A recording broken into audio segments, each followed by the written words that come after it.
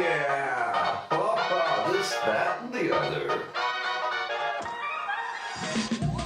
This, that, and the other. This, that, and the... Hi, everybody. I'm your host, Danny Fletcher. You're listening to the This, That, and the Other show.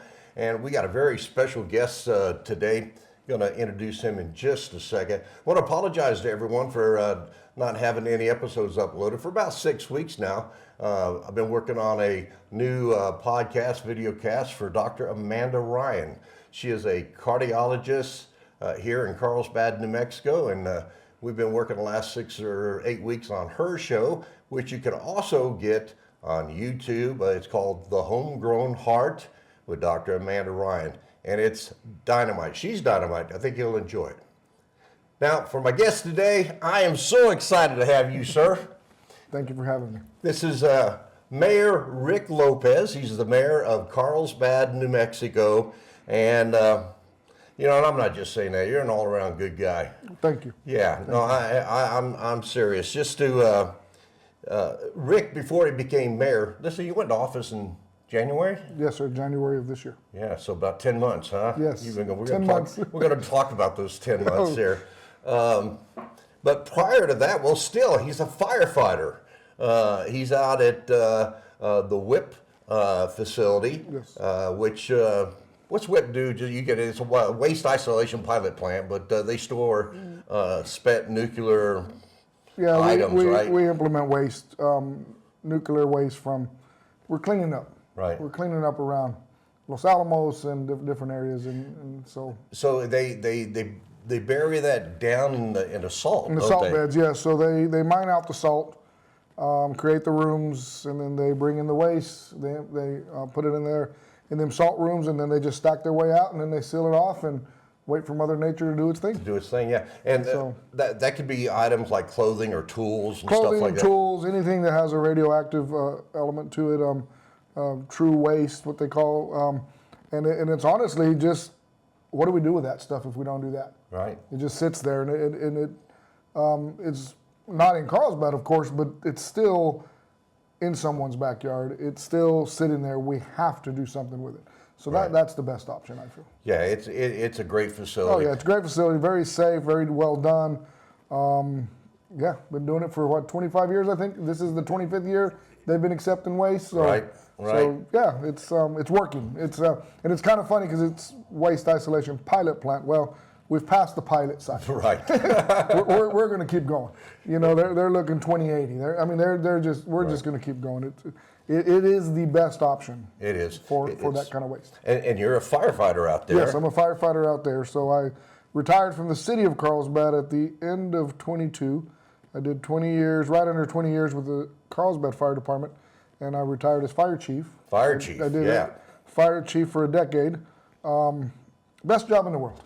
I don't know how else to say that. I've said it my whole life, or at least for a while now. Well, you know what amazes me, Rick, is that just a hair under 20 years, but you know, you became fire chief at what, 12 years? 10 years in. 10 years in. 8 years in, I became assistant chief. On my 10th year, I became fire chief.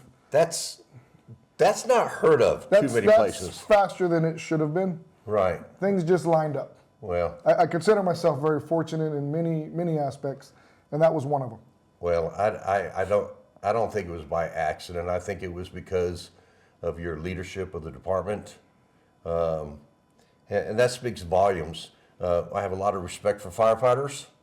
I've known a few, known a couple of chiefs, and I tell you, they're straight as an arrow, and they're honest and hardworking. Everything I just described is the mayor here too. Thank you. Well, no, I mean that from the bottom of my heart. Yeah, I voted. You know, I didn't know you that well. I knew you were fire chief when the elections came last November, but I said, this guy is a fire chief.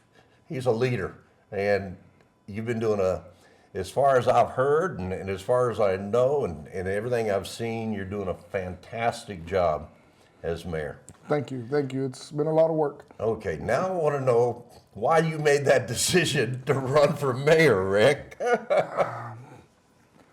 Well, where do I start? I guess it is kind of simple. working at the city for 20 years, I could see that we had more to offer. I could see that we left a lot on the field. And I wanted more. I wanted better.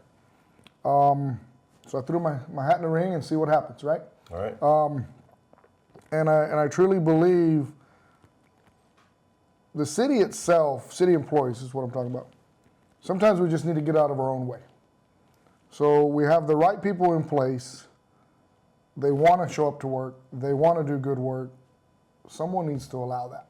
Someone needs to help that grow. Right. And I felt I was the person to do that. I just want more for Carlsbad.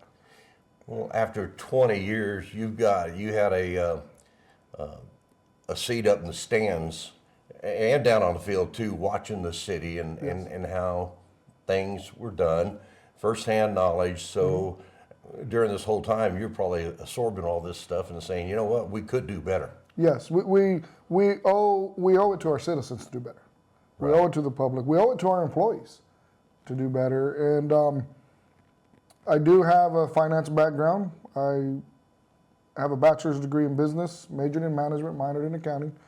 So I do understand the numbers. I do understand that. I trust me, I'm not as well versed as some of the folks we have working in the city, of course, by any means. But my point is, I know we can move things around and we can make things happen. It's not we're always broke. It's not. There are just so many things that were thrown out over the years, right, wrong, or different. It was then. This is now. We can do better. We have to think outside the box. I'm the type of person. Why not? Why do we keep doing it this way? Why don't we try something new? You know, and I look at that. Sometimes we get in a rut. I did it at the fire department.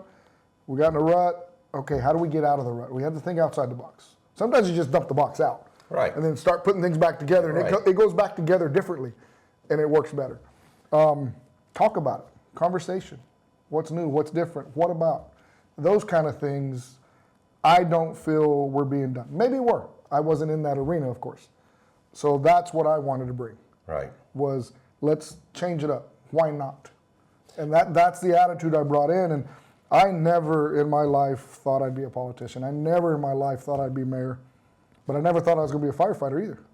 So things just change for whatever reason, and it works. Maybe it was destiny. I guess. I don't. You're right. I don't know. I don't know. Well, I found something I can do. I'm not saying it's easy. I just said I found something I can do, and I'm going to put everything I have into it to do it well. Well, you have a full-time job out at WIP, and you have more than a full-time job here at the city. Correct. You know, we've had several meetings the last 10 months and I've got to observe you from the sidelines.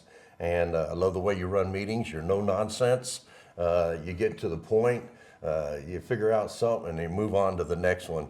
I'm glad you're not a politician because it doesn't seem like there's anything political about your position that you do. It's you and everything best for the city. Right. I need to, when I lay down at night to go to sleep, I need to go to sleep comfortably. And to do that, employees have to be safe, and our citizens have to be given everything we possibly can. Well, you know, it's low-hanging fruit in my mind, but it's a lot of work, I guess. But people need to be safe. People need to feel safe, and we need to do better. That safety thing kind of come along with the fire department over the years yes, too. It did. It did. And firefighting's a dangerous job. It Yes. can be. But with enough people, with enough training, with the right equipment, we can be successful. And just bragging on our fire department here, they've been world champions and what's the Combat Challenge? Yes. Combat Challenge. Yeah, they set the world record and beat their own record twice. Wow. So, and it just goes to show what they can do. And again, that's one of those things I couldn't do that personally, but allowing them, giving them the ability, the tools, the time to do that, that's what they can give you. Right. And so that's kind of where I'm at. So I was there on election night at your party there, your victory party, and a lot of people were there, and everyone was excited about you getting started. So when January come around and you got started, after your first day, after your first week, what'd you think?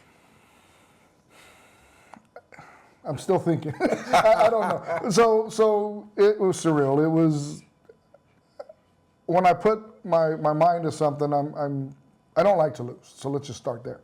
I put all in, so I expected to come out on top, you know, and I was going to fight to the very end to be on top. So I wanted it. Once I made up my mind, that's all I could think of. So now in office, after the first week, I knew there was going to be a steep learning curve, learning where things were, why things weren't being done, and then prioritizing, because it's just a lot.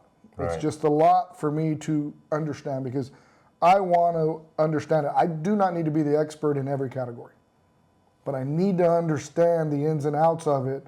So if that decision is mine to make, I've made an educated decision and not a guess. Right. So after the first week, I realized that my timelines were unrealistic. I'm not going to get everything done the first year that I thought I was going to get done. Right. So that's really what I learned the first week is, okay, we're still working at the speed of government, and there's a lot to unwrap here. So now my job in my mind is to prioritize and start unwrapping these things and understanding them better. So that way, one, I can get the right person to do the job, or I can support the person that is doing the job because they're going to do a good job at it. And again, then you get back out of your way. And That's kind of my thought. And I like that about you too. I've been told that, I don't know, correct me if this is wrong, but one of your first few meetings with other managers in the city and other department heads in the city, you had a talk and something to a roundabout effect that you're in this position because you're good. You're telling them you're in this position because you're allegedly good at what you do. I want you to do it. I want you to report to me, but I want you to do it. Right. No, and I agree with that. Yes, that is what happened. You said it right. I want to hold people accountable.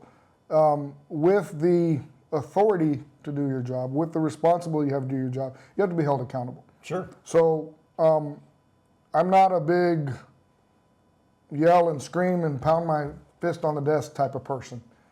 People make mistakes.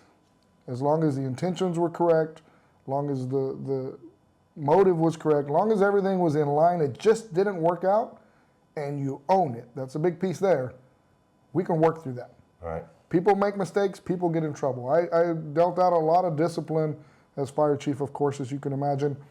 We'd sit, we'd talk, we'd come to an understanding. Now, I'm not saying 100% of them were on board, but I would say the upper 90% left my office knowing that what they did was not correct. Right. Now, they may not quite agree with the punishment, maybe. That's always subjective, right? I don't think anybody ever will. They don't, but they at least respected that we were trying to hold a standard. Right. And everyone was held to that standard, because that's another thing that makes it fall apart. If only a few people are held to one standard and the rest are not, you don't have structure. Well, and you had to run the fire department like that. Yes. Because you're saving people's property and their lives. Yes. And all your firefighters had to understand what their job was, what their position was, and how to do that job, how to perform that position, and everybody running in the same direction. Right. Well, and not only that, that's the safety part of it, 100%. The trust. When you call 911, we run a 3-man crew, fire, EMS, depending on the call, of course. And you have 3 folks from Carlsbad Fire show up. Their uniform alone opens doors. Their uniform alone, demands a harsh word, but they get a certain amount of respect from the organization that they work for. Now, I didn't personally do that. That was done years and years in the making to have that trust. We kept it up and we just strengthened it. So I tried to explain to all of our folks at the fire department, when you walk into a room and you command that respect just from the uniform you have on, now you have to hold on to it. Right. Hold on to that trust, hold on to that respect, treat people right, care for people, do the right thing, be fair, be honest, be sympathetic, all of those other things that come along with it. You have to maintain that level of respect. But it means a lot to me to be able to walk in a room in that uniform and be the person that's going to fix a problem. Because if you're calling 911, you're having an issue or a situation that is beyond your control. So now they have to come in and fix that, whatever it may be. Right. You're out of your element, and they have to have the answer somehow. So to me, that means a lot to me, to have the integrity and the respect that the department has to hold on to that, to maintain that, to grow that means a lot to me. And that's the way we ran the department. And I can see that's the way you're managing the city too. Right when you took office, you made some important changes. Yes, sir. I think they were good changes too. I really do. I bet that was tough. I mean, it wasn't tough for as far as a decision for you, but the city employees, were they along with it at first, or did you get some pushback, or because you made some pretty major changes? Yes to all of that. Yes to all of it. Yes to all of it. So, yeah, you're right. And so this is what makes it tough for me is I treat it like a business, unfortunately. I realize it's personal to the person that is in that position of being moved, positive or negative, but it's not personal to me because it's not a personal vendetta. It's not, I'm going to get Danny. That has nothing to do with, it has nothing to do with Danny. If Danny's not performing, then Danny's going to be moved. And Danny Period. should be moved. And we're going to have that conversation. So you're right, very tough decisions, but when you take the personal part out of it, it is a little easier on me. I realize it's not easier on that other person, but Sure. I can't make it too personal because if I do, if I get too much of my feelings involved, the decision won't be made for the greater good. This is about the city. It's not about me. I'm not gaining anything out of this. It's the city that's going to gain. My employees, the city employees that are going to gain. I have to make those moves, and I have to believe that that move is the right move. Right, and you won by a pretty good margin, so you were given a mandate by the citizens of Carlsbad to make this city the best it could be. Yes, I campaigned on cleaner and safer. Yeah. And I know that's a tall order, and we're getting there. We're making strides. We're making movement. Again, maybe not as fast as I wanted, but we're heading in that direction. And I want to rewind a little bit on this, so that this doesn't get taken out of context. Mike Reynolds was the fire chief for 12 years prior to me. I was the fire chief for 10. We did things differently. And in no way, shape, or form am I saying he did it wrong, I did it right. And I think it's all in timing. It's in kind of the personnel, because now we're in a whole different generation of the workforce. The money's different, the direction's different, just things are different. So I think he did great for his tenure, and then it was my turn, and I did things different. And I want to say, and I'm not trying to pat myself on the back, I feel I was successful in my initiatives in getting that done. So now we move on to this part of this chapter of my life, and Mayor Janway, 13 years. He had a different set of circumstances in front of him. So I don't ever want this to get turned around, one's better than the other, or he should have, could. I wasn't there in his shoes, so Right. I am never in any way, shape, or form doing that. But now's a different time. And so that's what I want to move forward on. Two different people, two different personalities, Yes. Two different Yes, ways of thinking. For sure. I think he did great with what he had in front of him, and now it's time for me to do something different because I'm in a different time. Sure. You brought up Mayor Janway, and he did a good job. I agree. He was mayor 12, 13, whatever years, but before that, he was on the city council. He was a councilman for 14 years. Yeah. And good then, while. So 14 years or something like that, and then 12 years as mayor. That's a long time. Yes. That's a long time. And then before him was Bob Force, who was mayor 16 years, and then a city councilman for 16 years. Right. You think about that, Mayor.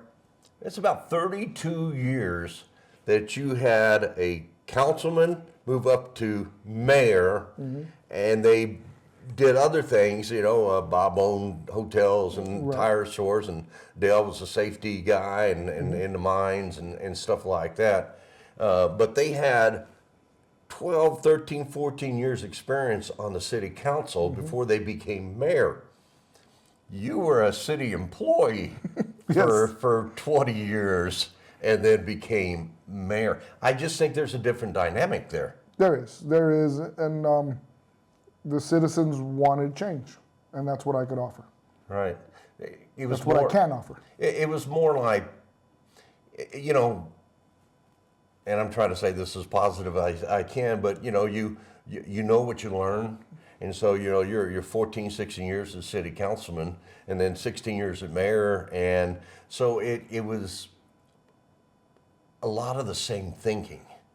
You brought a whole different paradigm to the city of Carlsbad. And personally, from the window looking out, I mean, looking in from outside, I think it's a great thing for the city. It really is. And that's where I feel fortunate because my timing was right. It was the time for this to happen. Right. I think oil's doing very well, as we all know. WHIP's doing well. We have a lot of positive things going on for Carlsbad. Southeast New Mexico College is changing what we used to do. I mean, that alone is a huge change, and everything they're going to offer. Now was the time for change. Right. So my timing was just right. Yep. And I just think this is my time to do what I do best, into making change and making things better the way I see it and the way, obviously, the people I surround myself with. It's not just a one-person decision on these big, important decisions. So it's just the timing thing. Yep. It's the perfect time. Again, I've been in several meetings the last 10 months with you and watched you, and I love the way you run a meeting. You get everybody's input. Everybody can put all the input they want in it, but when it comes to making a decision, well, Mayor, you make the decision. You're not afraid to either. And I think you demonstrated that right when you made those major changes when you come in, that people had to look, and I know people were looking and saying, this guy's serious. Yeah, well, He's going to take the city in another direction. so as I said, I never planned on being a mayor, and I don't plan on any other political moves. So I feel truly every day I show up, my job is to make this city better. Where's our problems and how do we make them better? I feel I show up to work. That's what I do. Now, I learned years ago, I don't actually get my hands dirty. I'm the one making the decisions and allowing, but the conversation alone, like you say, with staff, what are your thoughts? What are your thoughts? What are your thoughts? All right, let's make a decision together. And you're right, I have to make a decision. I have to pick a side. Sometimes it's hard to get people to agree on things. True, So- but as long as they've been heard and they understand, I think. And respected. There you go. Good point. If they have that, it doesn't even have to be their idea, and it could not even be the direction they want to go, but they have an understanding that that's what we're going to do, and they have the respect and they were heard to where they can get behind those decisions. You know what I mean? Because it's impossible most of the time to get everybody in the room to agree. But you can at least come to some sort of agreement that everybody can get behind. Right. And that's the key. That's the key for me is we have to be on the same page. We have to understand, and you're right, my job at the end of the day is to make that decision, and I will. And you mentioned about meetings of trying to stay on point. I get distracted easily if I'm not careful. So I need to get to the point because I don't want my mind wandering on the next project because I'm already trying to think ahead. You're thinking ahead. So Yeah. I wanna stay focused. I want to stay intact. But it's funny. Many years ago, Stephanie Shumsky was deputy city administrator for the city. She'd worked her way up. I forgot where exactly she started. And her and I would sit in the meetings, and some of our meetings would go too long. And we'd look around the room, and she did it, and I did it. We didn't realize we did it until we talked about it. We calculated how much we were paying for that meeting. This person makes that, this person makes that, 2-hour meeting. Because I got bored. Right. And my mind started wandering. And I'm like, man, this is an expensive meeting. How can we cut the fluff out? And sometimes, for instance, if you and I are in a meeting, 5 other folks, and you and I get off on a tangent on a conversation, we need to realize that and say, hey, you know what, let's take this offline, let's get back on a meeting. Sure. Because you and I need to finish that. And the others really. But the others don't care. Yeah. It has nothing to do with them. So it's hard. And you but don't want to lose them. No, but and it is difficult, but you have to think like that and just say, hey, whoa, let's take this piece offline. We'll meet after this one. Let's get back on the agenda. Let's get back on track. Because people have things to do. And there's a few out there that'll sit and just listen to everybody talk all day, but that's not the norm. Sure. They have a job to do, and then they get behind, They get a little more stressed out. They go to lunch late. They come in early. They leave late. That throws the dynamics off to where if you can get in, you can get out and be done, everybody be heard, make a good decision and get back to work. They enjoy that better. I think you have better participation with that theory. Okay, I'm going to switch gears a little bit here, Okay. and not. I'm not trying to be a rebel rouser or anything else. I'm just pointing out the fact here. Okay. When was the do you know approximately when the city of Carlsbad was incorporated as a city with a mayor and city council? Is it back in 1800s or Probably 18. Yeah, 80 something? Yeah, I don't remember. And the point I'm getting at, I think I know where you're headed. you know where I'm headed. And again, I'm not trying to be a rebel rouser. I scratch my head. I'm so happy that it's you, but Mayor Rick is the first Hispanic mayor in Carlsbad, New Mexico, in the history of it being incorporated. Congratulations. Well, thank you. But why did it take him so long? I don't know. Let me rewind on that one a little bit. I was also the first Hispanic fire chief. Were you? Yes. So, and I didn't notice, I guess is my point. It didn't matter. It didn't matter. I show up to work, I go to work. You either like me or not, and I hope it's not skin color the reason you don't like me. If you don't like me, that's okay. I don't look at it the same. Yes, there's a difference, but I think it's more of a cultural difference. There's cultural differences in races more than just the skin color. Mm-hmm. I just don't see that, and the cultural just kind of how you're brought up, what do you eat, kind of, it's just a different kind of thought process. It doesn't change nothing really at the end of the day. It's just a cultural difference. But I don't know why. So there was a gentleman that came to me. So when I promoted a fire chief, Brian Mendoza promoted to assistant fire chief. He came to me and he congratulated me, this gentleman, and we shook hands, and he was just beside himself. He was happier about my promotion than I was, I think. So I didn't understand.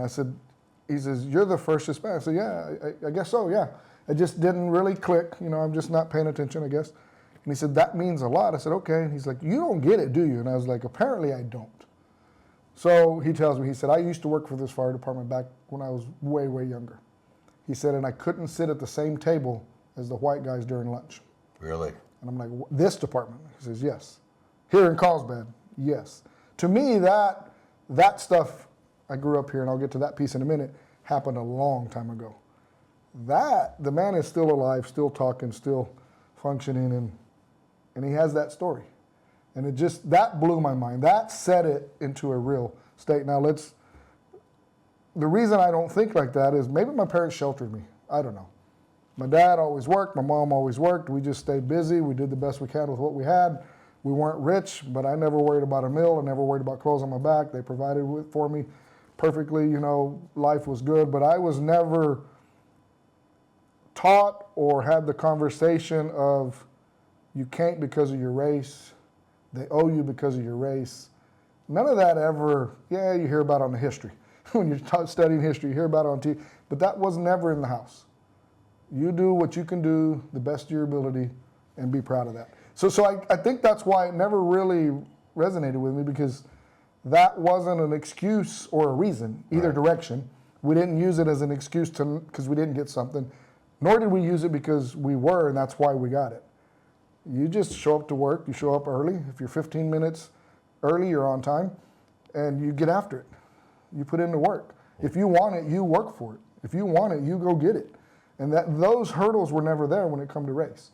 So maybe I was sheltered as a kid, but I think that's where my mind is set on that. If it was an issue for other people, it wasn't an issue for you. Correct. So you asked the question why it took so long. I don't know. Yeah. I don't know. I don't know either, and I don't want to belabor the subject. I think it's interesting it took that long, but I'm glad it was you. Yeah. Well, thank you. And the one that I really wanted, the title was the youngest, but there was another gentleman, and I don't remember his name. He was 50. He was mayor for a year, many, many years ago. I was 50 when I made mayor, and I wanted to be the youngest. That one was a bigger one for me for whatever crazy reason. So you tied. So we tied. You tied. So I'm tied at the youngest. so I know that's silly, but it's kind of one of the things. I went and looked at all the pictures on the wall, and I said, I think he's my age group. I used to be the youngest in the room, but not no more. Yeah. that changes. So 10 months in the job. What do you think is some of the things that you've done and your administration and your employees have done to move the football down the field to make those goals and do that success? What are some of the things you think has happened? I'm a relationship builder. So when I was fire chief, anybody that I could or would have to work with, I built those relationships to where we were on a first name basis. I was a phone call away. If I needed something from Artesia, from Hobbs, make one phone call and we worked that out. If they needed something from us, one phone call away, we'd make it work. So we're in this together. We all have our abilities. So, and we need some help every once in a while. You know, we're kind of rural down here and we don't have a lot of backup. So we have to rely on the backup we do have and work with that. So I'm working on that, building that relationship. In the past, and it's night and day difference now, but in the past, city government, city council, and county commission, they've had their ups and downs. So we're working on building those bridges, and I think it's going very, very well. I'm very happy. Again, back to trying to get to that first name basis, pick up the phone, hey, what's going on? Let's go have lunch. Those kind of things. So that's one thing I'm working on that. And I'm glad to hear that. I was always wondering why the city and the county couldn't work together on more items. Yeah, and I don't know either, so I'm going to dive right in the middle of it and figure it out. Yeah. So we'll get it figured out. You're gonna kick that cat and see what happens. Exactly. I just. Now I'm gonna get in trouble with all the cat lovers. That's just an expression. I won't kick the cat. But anyways, but that's the thing is building those relationships to understand why. Why did it? Because I found many times that was something 20 years ago. Can we get over it now? Yeah. Where's the olive branch? How do we work this out? You know, and I'm real quick to make it clear who's paying for what, who's doing what. So that way we're on the same page. Because you and I can discuss a project. Let's say you're working for the county, I'm working for the city. There's a financial obligation. We need to have that conversation, and we need to be blunt about it. We need to just say, here's what I'm thinking. Sure. And throw the cards out on the table. Because the project can't move forward until we're all on the same page. And that's an important piece. Who's going to operate it? Who's going to pay for it? Who's going to maintain it? Those kind of things on these bigger projects, we just need to have the conversation. And I'm not afraid to say, well, I feel that's yours. I feel this is mine. And we can hash that out, but having that, there's no assumption. So I think that's one of my approaches, and just working with them. This is what I need, and here's why. And just being straightforward, cut to the chase, no smoke and mirrors, none of that nonsense. The other thing that I've done a lot, if I remember the question right, I get to rambling, is we had a lot of frozen positions, a lot of positions done away with. So we were operating, in my opinion, on a skeleton crew for the city. We cannot provide the services that the citizens need on a skeleton crew, whether it's police, fire, construction, electric, it doesn't matter. So I put all the positions back. I probably created a few new ones, but I bet we hired 40 to 50 people in this 10 months, give or take. I don't know the exact numbers, it is up there, a lot, into building this back up. And now, once we get through the holidays, because it's close and we have a lot going on and still filling some positions, next year, we start getting more. Mm-hmm. You know, I'm trying to pace myself and not do too much. So I do feel the city was in survival mode because we had skeleton crews. We didn't have enough manpower. There's hiring issues. We all go through that. I get that. But a lot of it, we just didn't have the ability to hire. They weren't allowed to. So I'm putting all them positions back in play. Now we grow. Whether it's the fire department, police department, public works, it doesn't matter. For instance, public works. I added 4 folks to the construction crew to fix sidewalks. That's a big deal for me. I want more sidewalks. I want them fixed. I want to add on. We will never get to the end of that project, but we have to have the people to do it. Another one, we were down to 4 electricians, all eligible to retire within the next 3 to 4 years. Horrible if they all left because I need those folks. So worked with IBEW. We have an apprentice program, hired 4 apprentices, had 6 people apply for it internally, wanted this program. So now we're investing in our employees. So now we're going to wind up, we have 8 electricians. It's a 5-year program. At the end of the 5 years, they all come out certified electrical, good to go.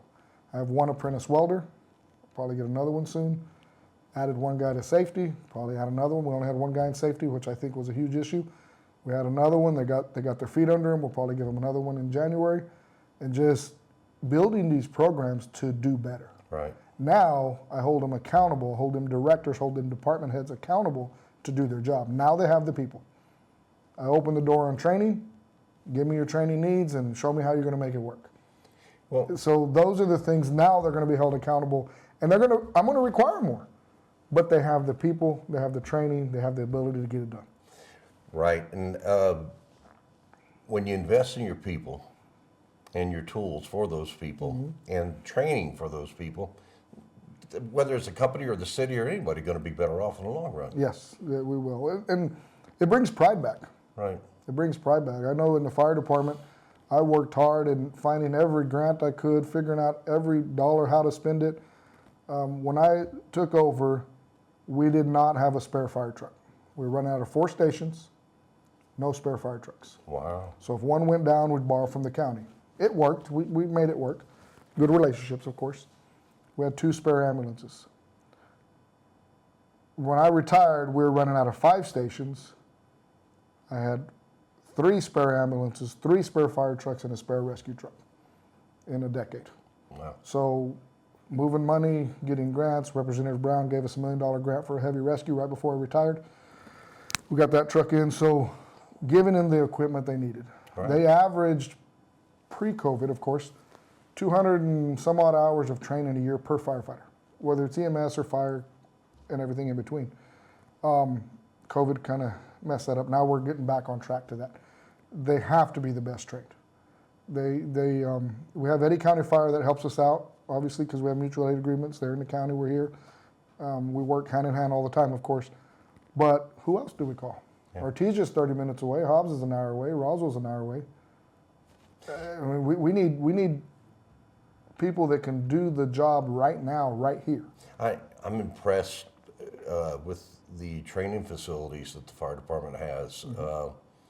I've seen watching some of those buildings out there that they practice, the tower. Oh, yeah. And the apartment building, 2-story Yes. apartment building. These are all on the training academy. I guess the training academy. Yeah, it's Eddy County owns that building. That It's training. really nice. I mean, It is it's very nice. It's Really, state of the art. I'm familiar with El Paso's fire department, and they've got a nice training facility too. But I think this one's even better. Yes, it is, and it's very nice. It's good to have. So Right. yeah. So and training on the fire department is just so many different hats, from wildland to swiftwater to dive to, then you got fire and EMS extrication. I mean, it's just so many different hats that they wear. And the thing is, there's, they have 60 firefighters on paper. We're still hiring and trying to get everybody certified. You don't have to be good at all of it. You just have a crew that everybody's got a piece of that, to where you can have that specialty, whether it's ropes or dive is your specialty. Fire and EMS, of course, they're good at that, but then they go off into their niche that they really love. I got some ropes guys that are just amazing. I can hang off a rope and rappel. I don't like it, but I got guys, man, they just love it. Oh, I used to love it. Yeah. That's not. I'll do it, but I'm just not my. I was the diver. I do some diving and some swiftwater and Really? hazmat stuff, but the ropes I could do, but wasn't my. So, Mayor, a lot of people may or may not know out there that here a few years back, the oil field here, it was discovered that one of the biggest oil and gas deposits in the world, Yes. just right outside of Carlsbad here. And I don't think Carlsbad was ready for it, but all of a sudden we got a boom going on in the last few years, and presently where it's the workforce has been dwindled down because they go out to the oil and gas field and they make a lot more money and good insurance and all that. So it's been hard for any of the businesses, city, county probably too, to hire folks. But housing has been really bad here, and I know you're trying to get a handle on that, and it's a tough one to get a handle on. Yes, it is, and yeah, turn on the news channel. I don't think we're unique in this area. Housing is an issue. Affordable workforce housing is an issue all across. So before I took office, the city council were working on purchasing 500 acres from the BLM, right under 500 acres. And we're going to continue down that path. So this housing development, the city will be the developer. And then we'll hire builders. I'll hire a nonprofit to manage it because there's going to be a lot of rules in there. But I have to drive the cost down. And the way you drive the cost down is we'll put in the infrastructure and we won't pass that on to the buyer. We can do that under affordable workforce, attainable housing, whatever term you feel like using for the day. They're just kind of a moving target on all of them. And that's just the very tip of this big plan that we have going on. But at least there's a plan. There is a plan. And actually, we were in D.C. last week. I went and talked to BLM themselves because I want to see where the paperwork's at. How long does this take? And as I said earlier, I want things to happen faster than they do. Speed of government slows me down. So we're about 18 months out. But that's normal for them. They're 100% on board. Spoke to some of our delegation. They're on board. So everybody's on board for this to move forward. It's necessary. They like the plan. Matter of fact, BLM said this is one of the largest housing project, land sale for housing that they've seen. Really? And so that's, now granted that was the 4 people in the office. I don't know how many years they've worked for, but they're in DC. They've seen a lot, is my point. So this project is bigger than I even thought. As far as, we have everybody looking at it.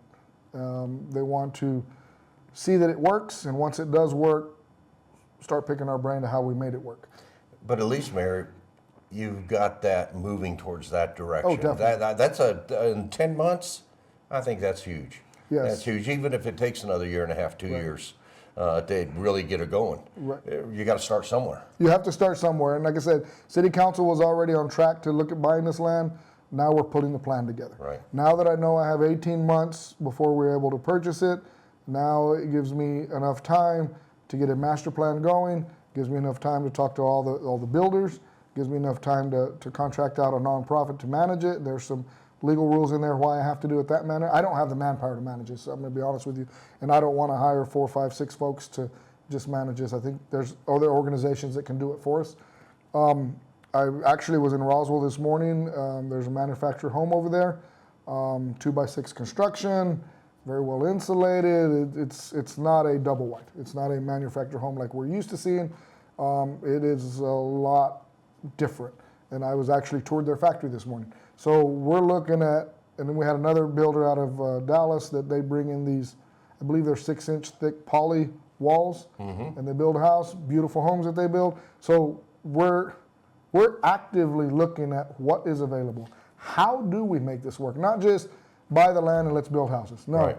Looking at every possible way, whether it's a tiny home, whether it's a single home, whether it's multi-family home, apartment complex, townhomes, it doesn't matter. What can we do and how do we do it? Right. It's not just what can we do, it's how. So I'm touring, I'm figuring out, and we're getting the research done to where when we own that land, we will have a plan to dig. I envision a groundbreaking shortly after, within a week after we purchase that land, if at all possible.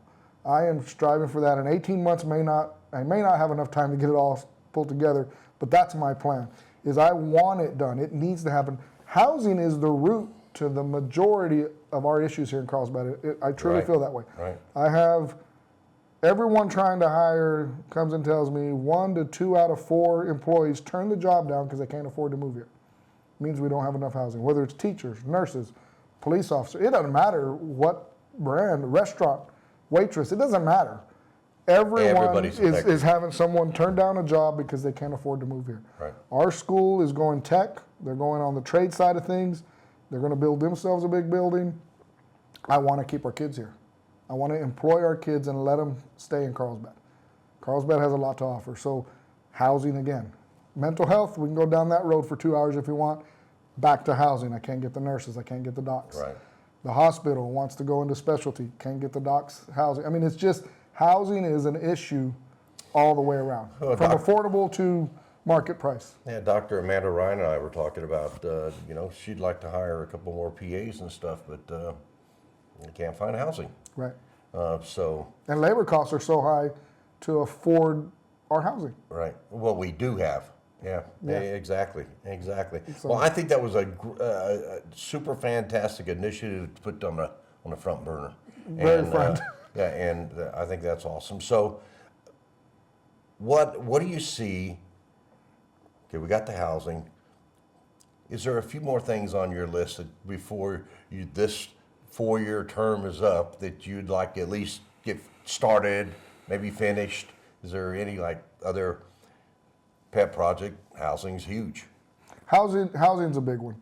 I want a recycling plant, and that's in 10 months. I found out it's going to be harder than I thought. I don't think the one closest to us. There's one in New Mexico that we found, but their parent company. I don't know which way it goes. Who's the parent company? But it's in Mexico, so I don't know that they want the competition from us. I'd like to. I can't say I'm going to figure out recycling because that's a tall order. I'd like to put a dent in that in some fashion, and I don't want to just collect it. I want to diversify Carlsbad's workforce to where we build a recycling plant. And my thought for today is, or at least for these 10 months, is to take our paper, our cardboards, and make sheets of cardboard, is what I'm looking at. The research I've done, it can be profitable, but worst case scenario, if everything goes right, you break even. Right. So I'm not trying to make a buck. Plastics, that's an animal that That's I don't even know where to another start. Yeah. So I figured if we can get the cardboard, get a good handle on that, build that structure here, build that refinery, if you will, and then get that going, then we can take our next step. And I don't know what that next step is, but this project is going to get harder. It's harder to get off the ground than I thought it would be, honestly. Oh, yeah, And that's one of the projects. So the other one, a big one that I have, is an event center. I want to seat 5,000-6,000 folks. You know, whether it's the rodeos, the monster trucks, a concert, a big conference, a trade show. Carlsbad gets left out of the loop because we don't have a place to do those things. Right. Every time you go to a conference, where do you go? Albuquerque, Santa Fe, Cruces. Right. Our event center, it's nice, but it's dated and it's small. It is. I personally think something needs to be put up over around the river somewhere. That's our Yeah. showpiece. I don't know if you got the land to do that. Not for the size that I want, but I've got some other plans over there. Right. So yeah, we're going to keep moving on the river. I mean, there's so much going on. They're building a new senior center at the Cascades, and the Cascades got a couple of other contractors to build some stuff, and we're trying to get the Cascades up and running again. And well, what I mean by that is the development up and running and, Right. and getting some activity. Well, I'm down glad there. to see that starting to move. So because it's moving. Yeah, it's been in people's eyesight for a while to get there. I believe there's a skating rink with an arcade, some meeting rooms. They're looking at leasing out the restaurant to get it up running again. Rumor has it there's a motel looking to build in that area, or at least inquiring. So so we're starting to get that growth going again. Yeah, it just seemed like it's it's hard to get companies to move here because land is a little sacred. Workforce is hard to get. Yep. So I know we have a new Department of Development executive director. Kristen Gamboa, yes. I hear she's doing great things. Yes. And with your leadership here and the counties, I hear starting to do some things. They've been doing some things. So Yeah, they're looking at their new admin building, a new jail. right. That'll change. We have our Cavern Theater, should be opening hopefully next April. Well, I can't wait. The Cavern Theater is an old theater it's being renovated. Yes, sir. And it's a blast from the past. It's going to be all updated, and I'm excited about it. Even all the work that's already been done there. Well, yeah, and it's maintained as a historic building, but it's going to be awesome. Yeah. And I can't wait to open that up. And you know, we're going to bring them older movies back. We're going to make it a date night, you know, and hopefully bring this younger generation in, and they can take a step back and just calm down. Exactly. And get our generation in there to just go back, remember back in the day, and just go enjoy an evening, low key, nothing too crazy, and just enjoy. Take a breath Right. and smell the roses. Right? We gotta stop every once in a while. Carlsbad is a great city. We talked about our river. We call it the Pearl of Pecos. It's a beautiful river. Runs right through the city, out in the middle of the Chihuahuan Desert. It's got a miracle. And then right down the road, of course, we got the Carlsbad Caverns. Oh yes. So we in Carlsbad have a lot to offer, Yes. and I'm glad that you've kind of taking the helm and kind of navigating us where we need to be, and that's in the century we're in. Yes. Well, not forget the past either. Well, no, but- we're not going to forget the past, but we are going to work forward. Right. We're going to move forward. We're going to work for better. Forward thinking. Forward thinking, yes. Absolutely. And I'll tell you right now, and I'll always say this, I am not always the smartest guy in the room. But if I can find that person, man, we could do some great things. So that's what I do. When I get in the meetings, I find someone that is their area of expertise, that is their passion. They've done the research, they understand it inside and out, and I want to empower them to do that, whatever that is.